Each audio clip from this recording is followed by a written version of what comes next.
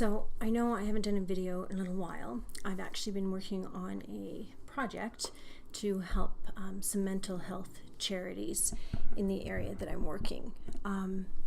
I've been tasked with helping set up, I guess, sort of a resource to help people needing to access mental health systems more easily navigate their options, choices, and services that are out there. What I've discovered while working on this project is actually quite disturbing. The number of different healthcare entities and different branches of them, some public, some private, that are out there is staggering.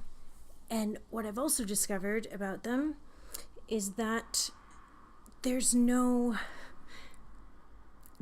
set area to access information on them. The best that I've been able to find is a list that is provided by a government website that lists the number of mental health services available in the area where I live. There's 1,153. They're not categorized. They're not outlined by whether or not there's a fee for the services. They're not structured in any way that determines what type of help is available. And on this list of 1,153 that I browsed briefly, there's everything from dementia help to child psychologists and everything else in between, including very specialized areas of people that are dealing with certain mental health disorders. There's things for dealing with anxiety, ones that deal just with depression. And within each of those, there's different aspects of them as well. And that's fine. It shows me that there's a lot of help available to people out there. But the problem is this: when people need that kind of help, they're not in the right mindset to deal with that kind of frustration, to deal with those kinds of obstacles of them having to weed through everyone and click on each individual link to see what services are provided, how, where, when, those kinds of things. They don't have the time, patience, or energy to look into whether or not it's covered by insurance, or whether it's, a charitable organization, or if it's a support group rather than individual therapy.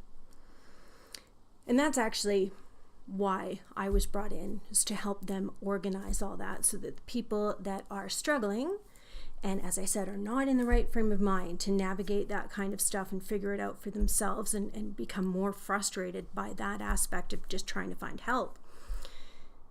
It also reminded me that the general idea of that is actually common in business too. How many times have you had employees that have come up against something, they're in need of information, or of certain tools or assistance in some way, but they don't know where to find it? They don't even necessarily, maybe they don't even know it exists in your business. And so they spend a lot of their time trying to track down the resources and tools that they need sometimes to do their jobs.